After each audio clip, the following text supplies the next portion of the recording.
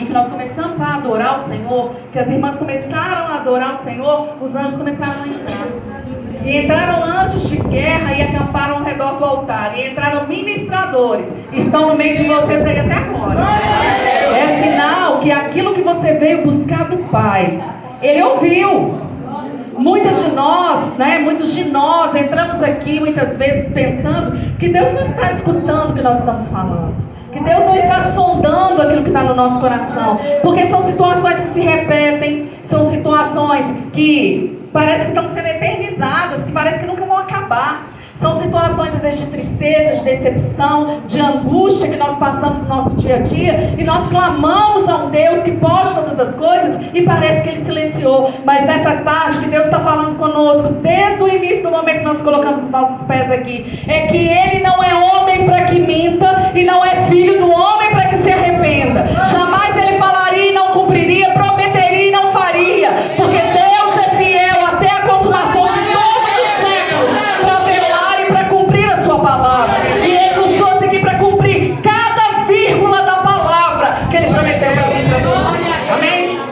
Irmãs, tem algumas coisas que nós precisamos obedecer a Deus. Na hora que falou da obediência, Deus bradou no meu coração, porque uma coisa que a igreja precisa ter obediência.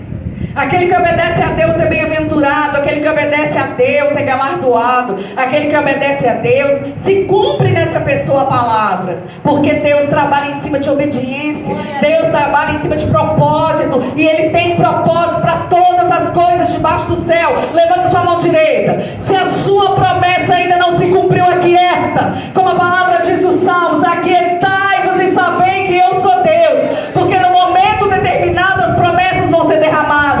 No momento determinado, o avivamento que o Espírito Santo prometeu para nós através da palavra, para a vinda de Jesus até nós, vai ser cumprido. E eu falo para vocês: quem tem o Espírito Santo tem tudo. Quem tem o Espírito Santo tem tudo, minhas queridas. Nós podemos viver sem tudo, menos sem o Espírito Santo. Porque o Espírito Santo, Ele é ministrador, orientador. Ele é aquele que cuida das nossas necessidades. Ele é aquele que abre as portas e fecha as que precisam ser fechadas. Ele é aquele que cura as enfermidades. Ele é aquele que traz consolo para o meu coração e para o seu. Então, se você hoje entrou aqui com algo assim, que só Deus pode mudar, creia. Porque o Deus que muda as coisas está aqui. Dentro do meu coração e do seu, quem crê? Irmãs, Deus colocou no meu coração uma palavra.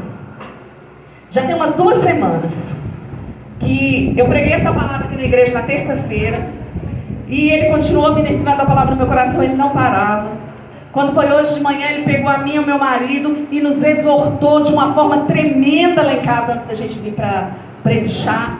E Ele falou coisas que depois meu marido vai falar com vocês, mas foram coisas que me impactaram muito. É o sinal que Deus jamais dorme. Jamais.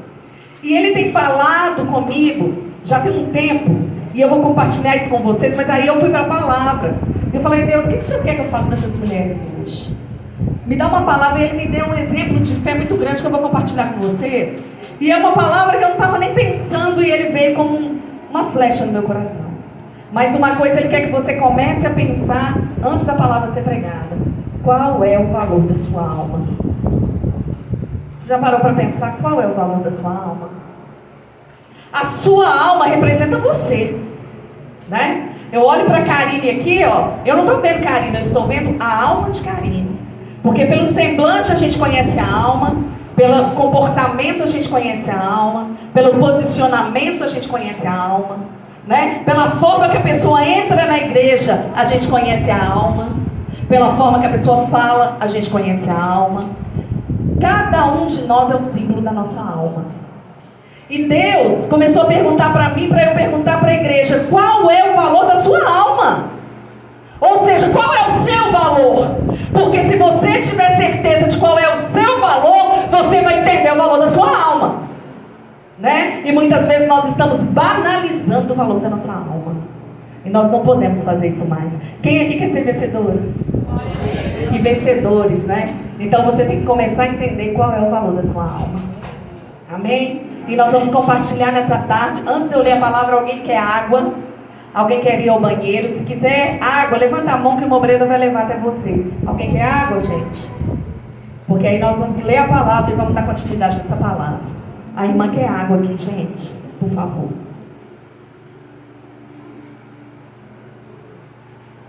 Durante a pregação, se vocês quiserem água ou alguma coisa, é só levantar a mão. Que um obreiro vai até você. Tá bom? Então vamos abrir as nossas Bíblias. No livro de Marcos. No capítulo de número 16. Marcos, capítulo de número 16. O título é A Ressurreição.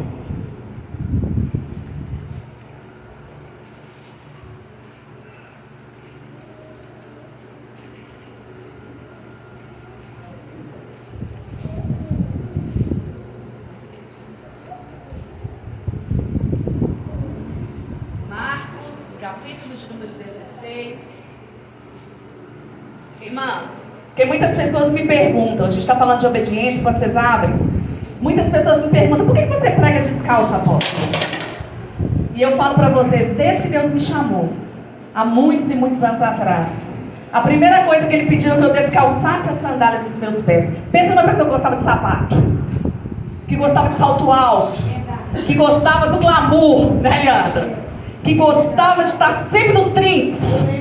Era eu. E Deus falou assim, que você diminua, para que eu possa crescer. Glória a Deus. Agora, quem vai crescer em você sou eu. Independente daquilo que você calça, daquilo que você veste, o meu poder vai se aperfeiçoar em você. E desde então, Ele exige que eu sempre esteja descalça, que eu declare o solo como solo santo do Senhor, para poder fazer aquilo que Ele determinou na minha vida, e até hoje eu tenho obedecido. Depois, né, vieram as unções, nós somos ungidos pastores, bispos e agora apóstolos. E uma coisa que Ele exigiu é o talit. Porque para pegar no chofar, quem conhece o chofar? Quem conhece o chofar? Hoje vai ser tocado aqui o chofar, em nome de Jesus. Para tocar no chofar, tem que cobrir a cabeça com talit, que é sinal de obediência e reverência àquele que pode dessas coisas. Porque é o anúncio de que o Senhor Jesus está vindo, né?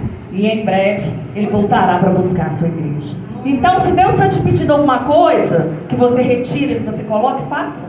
Porque a obediência na minha vida e na sua tem peso de glória. Né? O desenrolar dos dons, o desenrolar do seu ministério e o desenrolar daquilo que Deus tem com você, depende muito da sua obediência. Se Deus está te mandando pregar para alguém antes de você alcançar uma vitória, pregue. Se Deus está te mandando fazer algo antes de você alcançar uma vitória, faça. Se Deus está te mandando cumprir uma ordenança antes da sua porta abrir, faça. Porque a sua obediência em você vai ter peso de glória. Amém? Quem achou Marcos 16?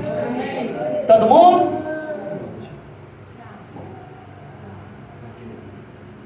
Nós vamos ler a partir do verso 9, que diz assim: E Jesus, tendo ressuscitado, na manhã, no primeiro dia da semana, apareceu primeiro a Maria Madalena, da qual tinha expulsado 7 demônios. E partindo ela, anunciou-lhe aqueles que tinham estado com ele, os quais estavam tristes e chorando. E ouvindo eles que vivia e que tinha sido visto por ela, não creram. E depois manifestou-se de uma outra forma a 2 deles que iam no caminho para o campo. E indo estes, anunciaram-no os outros, mas nem ainda estes creram. Finalmente apareceu aos 11, estando eles assentados à mesa, e lançou-lhes em rosto a sua incredulidade e dureza de coração, por não haverem crido no que tinham visto já ressuscitado. Amém? Vamos nos assentar, em nome de Jesus, irmãs. Irmãs, uma palavra assim que, para esse chá, para mim, primeiramente, eu pensei que fosse improvável. Mas Deus, quando Ele quer falar ao nosso coração, Ele fala através da sua palavra, ali, no minucioso dEle, e Ele nos faz entender aquilo que Ele quer que nós aprendamos nessa tarde. Irmãs, quem conhece a história de Maria Madalena? Deus hoje me trouxe com muita força a história de Madalena. Porque Madalena era considerada uma mulher totalmente pecadora, né? Uma mulher suja, uma mulher que não podia estar no meio do povo de Deus, que não podia estar no meio nem do povo daquela cidade, quanto mais no meio do povo de Deus. E quando Jesus começou a cumprir ali o seu ministério, um certo dia ele se encontrou com Madalena. Como certo dia ele se encontrou comigo, ele se encontrou com você, ele se encontrou com vocês, porque até o dia que nós vamos ficar frente a frente com Jesus, ele prepara. Muitas vezes a gente é chamado para estar na casa de Deus, a gente é chamado para nos encontrar com Ele, a gente é chamado para adorá-lo, a gente é chamado para ler a palavra, a gente é chamado por tantas coisas e a gente não tem força, a gente não tem foco para a gente fazer aquilo ali. Mas no dia que o Senhor determina, que é o dia do nosso encontro verdadeiro com Ele, esse dia chega, acontece e a gente encontra verdadeiramente com Ele. Se você ainda não teve a oportunidade de se encontrar verdadeiramente com o Senhor, esse é o seu dia. Prepare o seu coração para se encontrar verdadeiramente com Ele e Ele vai tocar em você aí onde você está, em nome de Jesus. Porque Madalena, irmãos, ela vivia uma vida realmente de pecado e ela estava assim, tomada de demônios. Porque aonde existe legalidade, aonde existe pecado, aonde existe aberturas espirituais, os adversários atacam sim. Tem gente que fala assim para mim, não, eu entrei na igreja, eu aceitei Jesus, eu vou aos cultos, eu participo das coisas da igreja, eu carrego a minha Bíblia, eu me visto adequadamente, eu faço essas coisas, então está tudo tranquilo com o Senhor. Se o Filho vos libertar, verdadeiramente sereis livres. Mas se o Filho não vos libertar, não tem como ser livre, vocês concordam?